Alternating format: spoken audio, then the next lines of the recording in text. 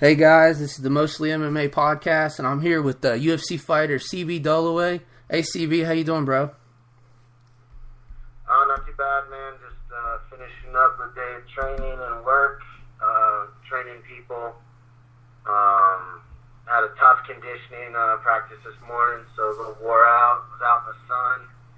Starting to heat up here in Arizona. I think looking at my temperature gauge in my truck's 100 degrees right now, so trying to feel that heat a little bit. Yeah, good deal, man. You like the heat or you like the cold? Obviously the heat, right? That's why you're in Arizona. Yeah. So I moved from Ohio to Arizona. Just for like training and stuff. I like training outside year round, and being able to be outside all the time, not have to be cooped up in my house because of the cold weather. So yeah, I'll take the heat over the cold any day.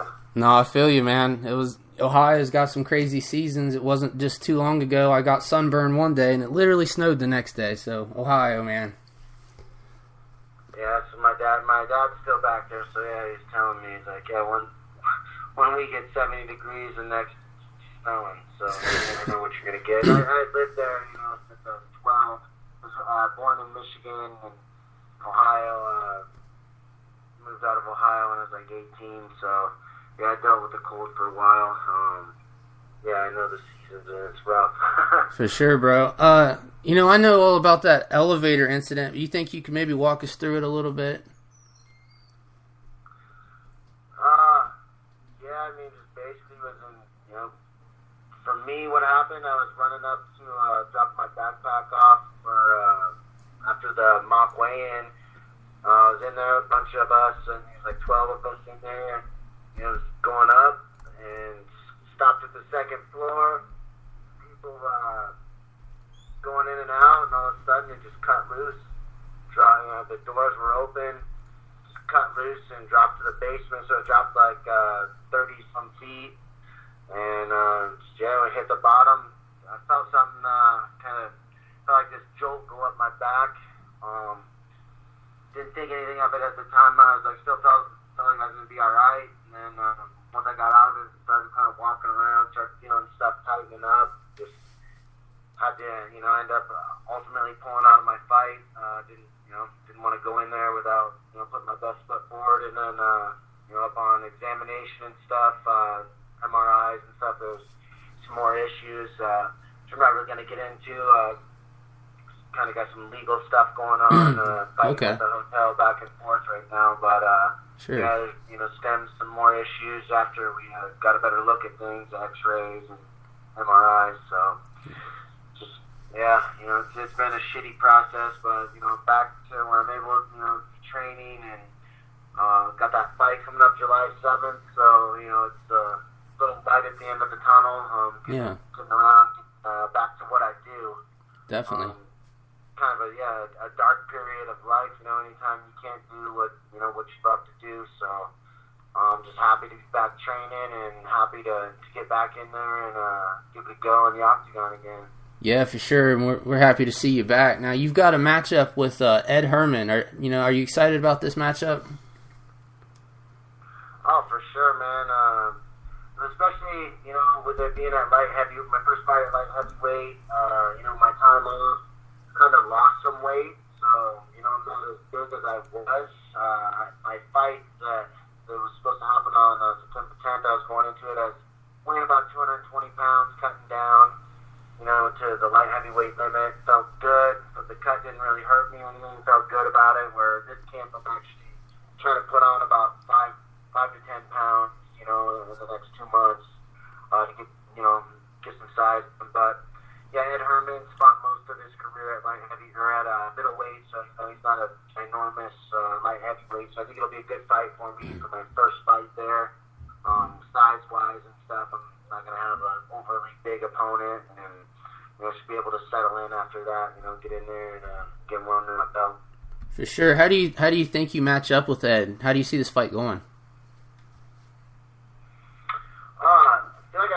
It's a great matchup for me. I feel like he shows up, he brings it, but I just personally think I have advantages on the feet and in the wrestling on the ground. I think I don't see anywhere that he should be able to beat personally, and as long as I show up and do what I can do, I think it should be a good night for me.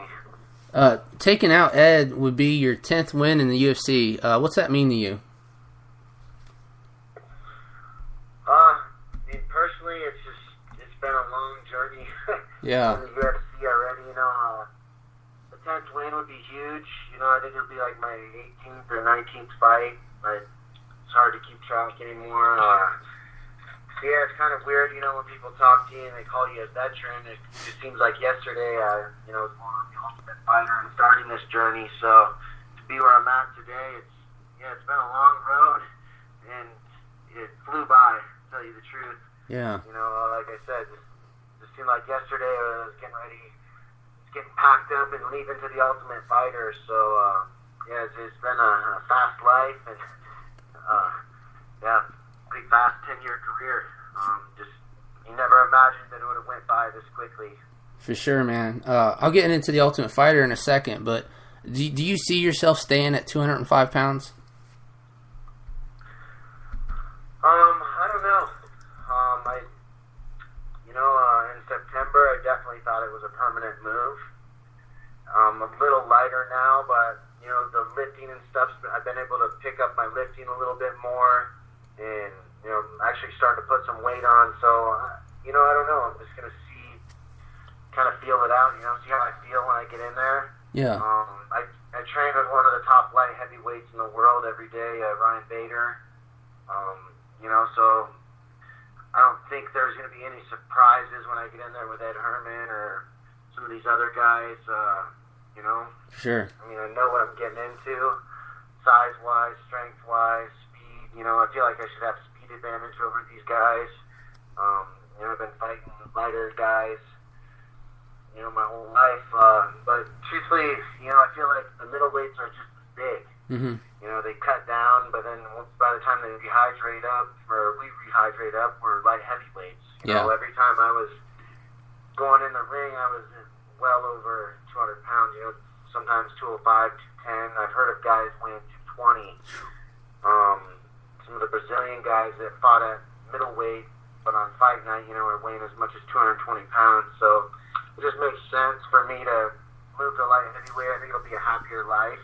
Yeah. As far as, just not breaking out the food scale every time it's time to eat, and watching every calorie, and having that massive weight cut the week of, and that used to stress me out more than the actual fight, was the fact of, am I going to make weight, Yeah, sorry, go ahead. What I'm about to go through, and what I'm about to go through. So for me, I'll just fight bigger guys and live a happier life. Yeah, I've been following you on Facebook for a long time now. I see some of the meals you've been putting out, man. Makes me glad I'm not cutting weight. To eat some stuff, and still you have to eat healthy, Mm-hmm. At light heavyweight, I'm still making sure I eat a good diet. But you can eat as much as you want, when you want. It just takes a lot of stress off your shoulders. So I think it probably could end up being a permanent move for me. Good deal. Clint Hester one time on The Ultimate Fighter said being on The Ultimate Fighter was like being in the penitentiary. What do you think about that? I've never been in a penitentiary, so I don't think I could compare it to that. But, it's a little different. Being on there, some of the stuff doesn't make sense to me when you're not able to like call home or watch TV or listen to the radio. I get it, why they do it like that. They don't want people putting out the results and letting people know what's going on. But it wasn't the worst thing in the world. To me, it was a great opportunity to kickstart my career and actually go really just focus in on training. But I definitely think it could be a better scenario, but I wouldn't compare it to being in a penitentiary. I've spent nights in jail before. Yeah. Back in my younger years for doing dumb shit, and nothing. I don't think I would compare it to that personally, but it is what it is. I guess to each their own. Yeah, for sure. When you won your fight to get into The Ultimate Fighter, What were some of the thoughts and emotions you had at that time? Well, yeah, it was weird. Ours was the first season that they made you actually fight to get into the house. So I was like super nervous, because quit your job and everything to go there, and you're expecting to be there for 6 to 8 weeks, and then all of a sudden they're like, yeah, if you don't win your fight tomorrow, you're going home. Oh man. So that was, that did put a lot of pressure on a lot of people's shoulders. Yeah. But mentally, when I went there, I went, to win the show. So winning that fight, it was just kind of like a stepping stone for me. Like I knew it was something I had to do on my way to trying to win the show. My end goal was always win the show. So but yeah, getting that first win under the belt felt good, and the way I was able to do it, get in there and get a pretty quick finish, and send a message to the rest of the house, Yeah. kind of, it was good. But yeah, glad it went the way it did for sure. Glad I wasn't on the other end of it. No doubt. Yeah, for sure. Do you still follow The Ultimate Fighter? Do you watch it? To tell you the truth, I really don't, unless there's like one of my buddies on there. Like when Ryan Bader was on there the season right after mine. Mm-hmm. So I checked, I obviously watched that season, and then I've had other friends like Seth Basninsky was on there. He's on the current one this season, But yeah, I just kind of don't follow it. To tell you the truth, don't watch a whole lot of TV. Yeah. I'll time to time get into a show, but yeah, I just I'm always training or out doing something for the most part. I just try not to sit in front of the TV and be a couch potato, but I definitely understand the entertainment value of it. For sure, man. Do you keep in contact with anybody that was on your season of Tough? Yeah, here and there, I'll hear from like Matt Riddle. I actually did a tour to Iraq with Matt Brown with Armed Forces Entertainment. We were there for 17 days, teaching mixed martial arts to the soldiers. So that was pretty cool to reconnect with him and see the success he's had after The Ultimate Fighter. Both of us done pretty well. He's done extremely well. So yeah, it's just kind of cool, to see where everyone's kind of went from there. Talked to Matt Riddle a little bit, here and there on Instagram, Twitter, kind of follow what he's up to. I see he's, doing the WWE thing now. Yeah. Kind of sucks how his career ended up ending, it wasn't, it didn't end because of losses or anything like that, it was over marijuana, basically. Yeah. Which, kind of sucks. Something that now I don't think it would even be an issue, Well, right. Actually, yeah, testing positive on fight week is an issue, but like USADA doesn't test for it. Right. Outside of like training camps and stuff, but yeah, that's one of the things I love Matt Riddle. Always got along with him, but it's like, yeah, the rules are rules, so you got to abide by them. Yeah. On fight week, you gotta get your shit straight. Yeah, man, for sure. Is what it is, Yeah, Kelvin Gastelum, he's going through some of them consequences right now. Yeah, it sucks, especially, the direction our nation's going now over cannabis and whatnot. It's almost comparable to alcohol at this point. You're seeing states are legalized, Colorado legalized it for recreational use. Most states medically letting it be legal. So, yeah, it just sucks to see fighters punished over it. In my opinion, it's not a performance-enhancing drug or anything. So, it just sucks to see a fighter have a fight taken away or have their career taken away over it. But at the end of the day, there's rules, and no one's going to get any special treatment. Essentially, you screw up, don't pass the test, Yeah. suffer the consequences. Yeah, and I think we know why Kelvin was struggling with his weight cuts. Yeah, possibly.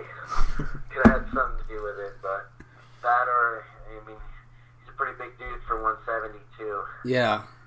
He didn't look he didn't look too undersized at middleweight. No. So,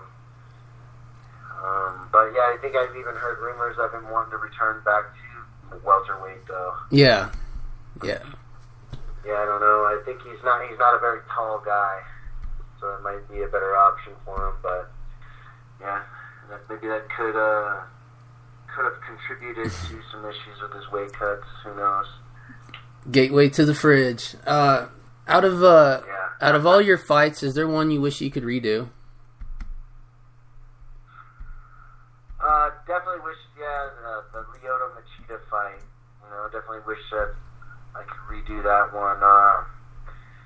Definitely feel, just kind of got caught early. Mm-hmm. Feel like I could have put on a better performance than that. And, sucks, your first main event in Brazil.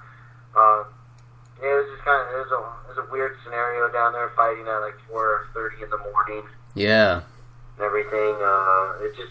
It was a weird scenario, but I kind of should have known. I just wish I would have prepared better. Like I knew, I'd fought in Brazil before, been through it before, and just kind of let little details slip my mind of things I need to prepare for, like diet-wise and stuff. It was a pretty tough weight cut for me for that fight. Not that it mattered, the fight didn't go long enough, but just feel like I could have done a better job with that fight. And, on that stage, it was kind of it's a huge opportunity for me, and that was a hard loss to take. Yeah, it's crazy. You talk about it being 4:30 in the morning, because I can remember it being like midnight over here in Ohio, and be like, man, why are these fights on so late? Yeah, one of my coaches goes, Aaron Simpson, he goes, yeah, I thought we might have been in a little trouble when I saw you yawning on the walkout. Oh, yeah. Like right back on the way out to the cage, I was yawning, but, I knew that it was going to be like that. I'd fought down there before, I knew, we fight later at night. Just, probably could have prepared better for it leading up to it, staying up later here in the States and whatnot, but, yeah, it's just little details, that they're easily dismissed, and you forget, get put in the back of your head. So, that's one I would like to definitely get back or have another crack at. Yeah, man. MMA, man, just a game of inches, and anything could happen. I guess that's why we love it so much. Yeah, it's a love-hate relationship. When it goes your way, you love it. When it doesn't, obviously, you always want to get them back. Yeah, I can only imagine, the highest of the high and the lowest of the low. Because, just watching, and one of my guys like you, wins, you get excited. And then, so I can only imagine. Yeah. Yeah, it's definitely just like you explained. It's the highest of the highs and the lowest of the lows, So, but that's, that. That's the game we play, and that's the risk you take, Yeah. The gamble. What are some differences in your training when you first started versus how you're training now? Basically, kind of when I first started, relatively new. Knew really what was going on. Essentially, like how to do a training camp, how to plan things out. Where now, like when I start my training camp, we sit down. We have a head trainer. Everything's more planned out, organized, scheduled, like right up to the actual weigh-in. Almost of like fight week, what you're eating, what you're gonna eat that on fight day. We're just more organized now than we were when we first started. When we first started, there was like no rhyme or reason to the things we were doing. We were just in training. It wasn't fight specific. Where now things are a little more fight specific. If you're in camp, you get a little more of the individual's attention, and just basically the overall point I'm trying to get across is we're just much more organized now than when we first started. Right. When you submitted Jesse Taylor, you won your first submission of the night award. Can you take me back what was going through your mind when you found out you'd won submission of the night? Just obviously super happy, getting a nice chunk of money on top of a win bonus, and well, more importantly, being the first person to pull off a premium necktie in the UFC. You know, you kind of know in the back of your mind, you're like, well, I should, somewhere along the line, they'll be in a history book. Yeah. As the first to do it, so you know, just pretty cool feeling, and it's kind of a nice thing to have, you know, a nice little notch in your belt, and yeah, I mean, just short-termly, you know, it takes a lot of pressure off you as a young fighter, you know, getting a nice bonus like that. Yeah. You can put that money in the bank and have a little security, you know, when you start off, you're not making hardly anything, you know, $8,000 and $8,000.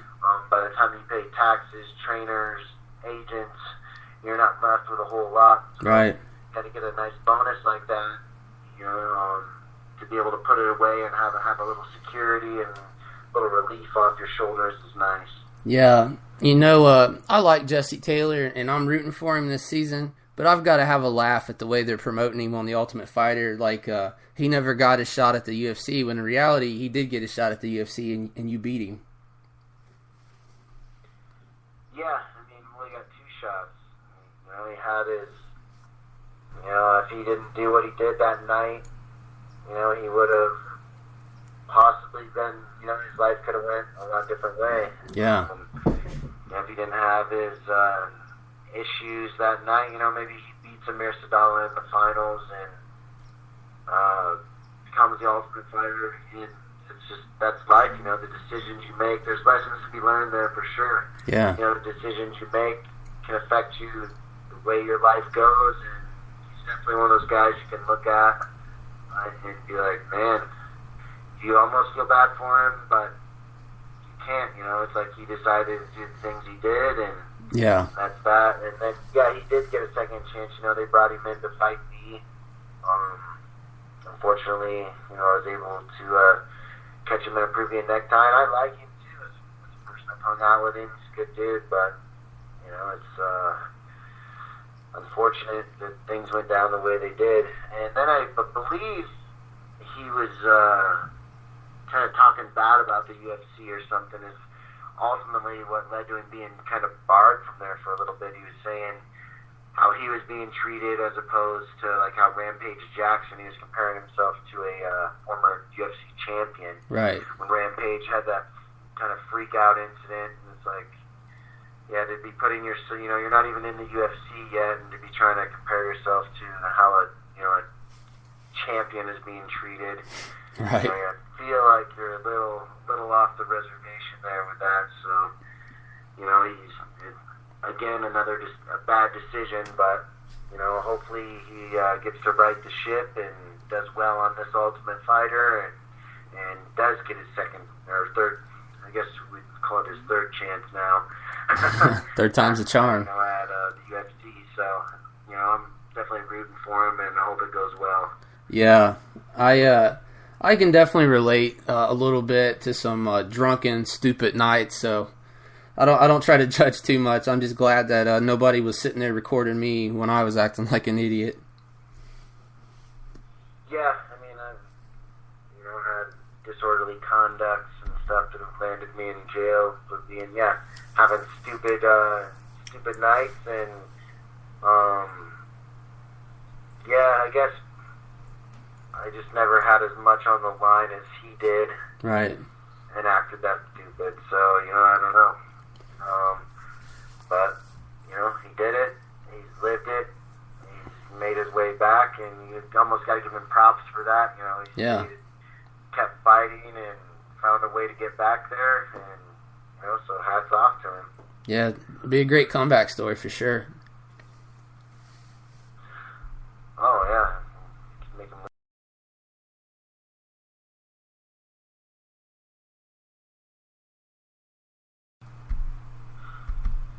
Oh, it's definitely a knockout. I think there's just something about, you know, I feel like people love knockouts more than submissions, but as a fighter, you know, obviously you love getting a knockout. It's like the ultimate thing, you know, there's nothing that can really be said about it. Like, you'd be like, oh, you know, that's that, I knocked you out. You know, there's no, Definitely. That's that. Yeah. And yeah, it's just always nice. You had to get that finish, and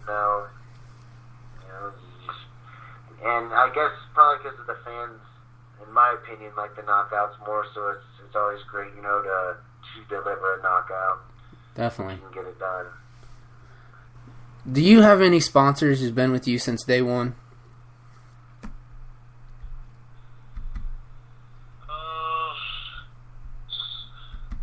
Not since day one. American Ethanol has been with us for a long, long time. But yeah, they just weren't there for day one. I feel like we had sponsors that maybe could have stayed there or been with us since day one, but management, stuff like that, dealing with the sponsors, kind of broke those relationships up. I feel like a different world, those sponsors that started with us day one would have still been here with us now, but the management and how things went down, it's out of our hands or out of my control. Yeah.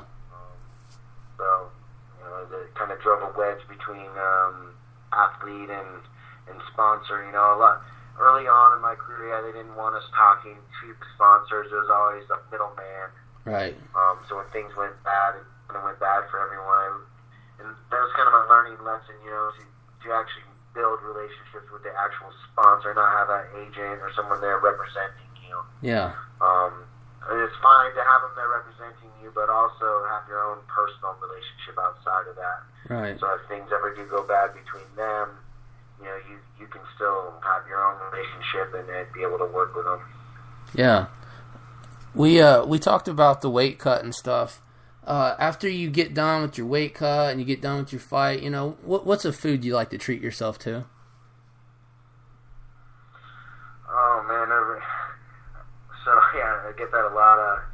So my favorite is ice cream. Ice cream? I love Cold Stone. So I always get people sending me Cold Stone gift cards after my fights. Nice. And I live right next to one, so it makes it tough. Sucks during training camp, driving by it every day. Oh yeah. But that's my Achilles heel right there. Yeah, ice cream. I could live off it, but once I cut it off, get into fight camp, I just live without it. But it sucks driving by that place every day. I bet, man. The temptation to get you. Yeah. Well, the thing that helps is when I was fighting at middleweight, it's like I know what that weight cut's gonna be like, and if you're not disciplined now, you're gonna pay for it later. Right. Took a few times to get that lesson across, but having some real tough weight cuts, you're like, yep, don't stop and get that ice cream, or shit's gonna suck. Yeah. In about 6 weeks. Definitely. Stay the course. Are you going to be watching UFC 211? Probably not, actually. I'll probably be out and about. I know there's some great fights on the card, but it's just hard to catch every UFC now. There's so many events, and sometimes multiple events on a weekend. So, actually, to tell you the truth, probably won't be watching. Do you? Can I get some picks from you? Who do you got between Stipe and Junior? Stipe is me and him are on the same. We're sponsored by the same company, American Ethanol. We're part of the American Ethanol fight team, so I always got Stipe's back. And I actually watched him, I believe, fight here in Phoenix a long time ago, and Stipe beat him there. I think he'll get the job done again. I think Stipe just keeps getting better. His combination of wrestling and boxing, and he's going to be a tough customer to take out. Yeah, for sure. The other day, Mighty Mouse said that he was at a concert, and someone asked him if he was Yoel Romero. Have you ever had a case of mistaken identity?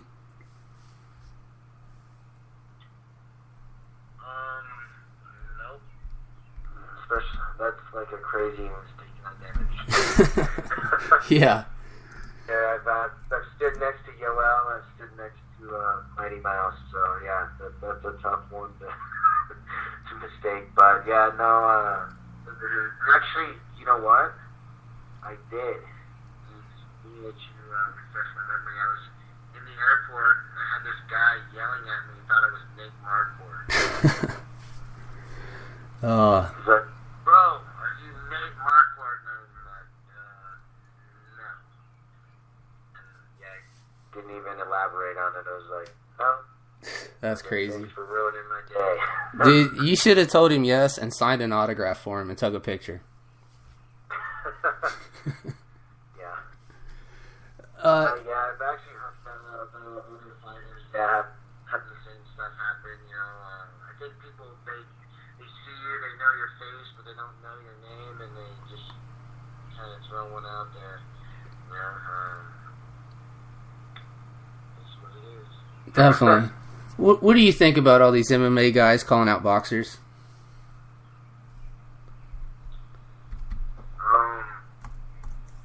Whatever, you know, I see, like, I know the reason why, you know, there's a lot of money to be made. Like a lot of UFC guys aren't making the money that maybe we're entitled to or deserve, you know, and it's hard to watch and see a guy like Floyd Mayweather making, you know, $100 million. Or, I mean, what did he make for the Manny Pacquiao fight? Yeah, I heard some crazy. North of $200 million or Yeah, something? yeah, that's what I heard. $1 million, yeah. That's hard to, like, sit there and watch a guy making that. So, yeah, I understand calling him out, you know, like, who wouldn't? Right. Like, if I could fight Floyd Mayweather tomorrow for $1 million, like, sign me up. Right. You know what I mean? Like, I understand it. I just wish there was more money in our sport. Yeah.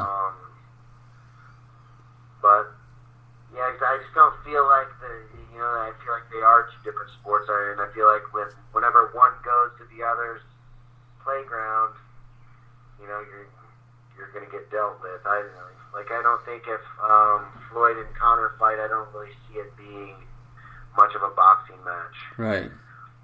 Floyd's been in there with the best in the world. Mm-hmm. You know, 49 times.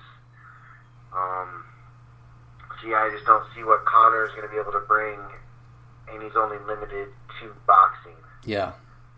And vice versa. You know, you bring Floyd Mayweather into an MMA match. I think that would be almost more fair. Mm-hmm.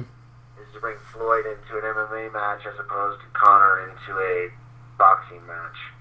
But I think you'd get the same result. I think Conor would beat Floyd in an MMA fight, and I think Floyd will defeat Conor in a boxing match. Yeah, that's for sure. When James Toney fought Randy Couture, I just found it hilarious. You know, Joe Rogan's like, "This is the best James Toney we've ever seen," and it's like he was fat and out of shape. It was comical. Yeah, I mean, it's just a freak show, basically. You know, and what sucks is almost the fans that are losing out. Mm-hmm. If they're gonna put it on for free or put it on free TV, yeah, go ahead. But when you start charging $100 for a pay-per-view, I feel like you're stealing the fans' money. Right. It's kind of doing a disjustice, but at the same time, if I was Conor McGregor, like I said, and I had an opportunity to step in there and fight Floyd Mayweather, I've heard like numbers of 20 or 30 million, but obviously it's a no-brainer. You're going to do it. Definitely, man. That's life-changing money. So yeah, hats off to him. He's built himself up. He's done what he's done, and hopefully he gets the opportunity. I'd like to see it for him. And obviously there is that 1% chance he could catch him. I highly doubt it, but I would probably watch it just to see what happened. Yeah. And I think a lot of fans would, but in the back of my mind, we all know what will happen. That's for sure, man. Let me ask you another question. What do you think about trash talk? Do you think it gives you a mental advantage?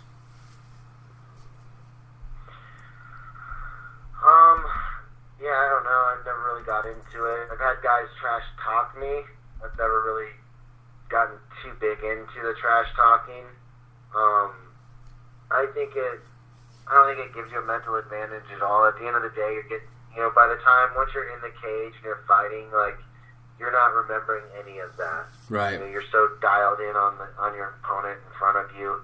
I remember when I fought Jason Mayhem Miller, he was trash talking me a lot leading up to the fight, and it just, like, motivated me more. Yeah. Made it easier for me to train, put in harder days and longer hours. So I don't know, maybe sometimes it can backfire, but I don't know.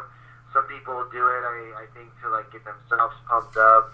It just depends your reason for doing it, I guess. So yeah. Maybe for some people it's an advantage. If that's you, if that's what you do, then maybe it is an advantage. But if it's not you and you try to be somebody else, then maybe it could play against you. I think just be yourself is all you can really do. That's for sure, man.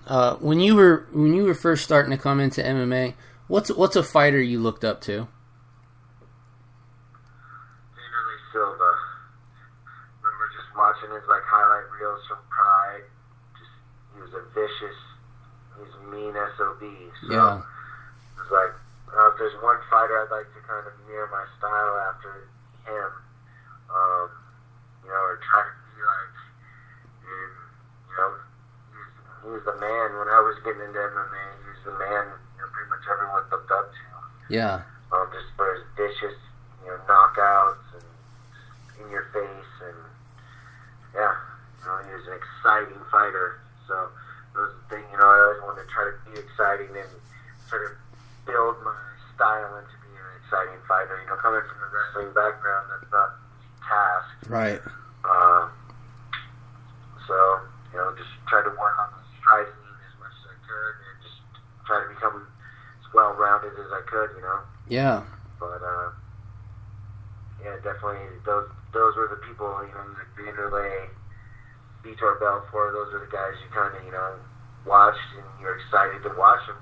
You knew they were going to show up and put on a good show. They're coming to fight. When those guys went from Pride to the UFC, do you think the having no soccer kicks, do you think that really affected them? Because it seemed like to me that Shogun was a really great fighter in Pride, and it seemed like he kind of, when he didn't have the soccer kicks, it affected him. Yeah, I don't know. That, or, I don't know. Just a lot of rumors of why things affected him when they came over. Yeah. But, yeah, I'm not going to No. get into that. Sure. But, yeah, who knows? Just maybe even the cage. There's a lot of variables that go into it. So. Yeah. But, yeah, we did see, a lot of the Pride guys didn't pan out as well as they thought they would in the UFC. That's for sure, man. We'll wrap this up, dude. I just want to tell you, thanks a lot for giving me another chance and coming on and doing the podcast. When I first got into podcasting, you were the very first person that I reached out to and tried to get a hold of, and I really appreciate it. Yeah, glad to get it done, man, and appreciate you taking the time to interview me, and maybe do another one here in the near future. Yeah, I'd love to. Get a victory over Ed Herman. Yeah, sounds good, bro. Look forward to it. Definitely, dude. Sounds good. Take care, man. You take care, brother. Yeah, thanks, man. Thanks, bud. Have a good one. You too.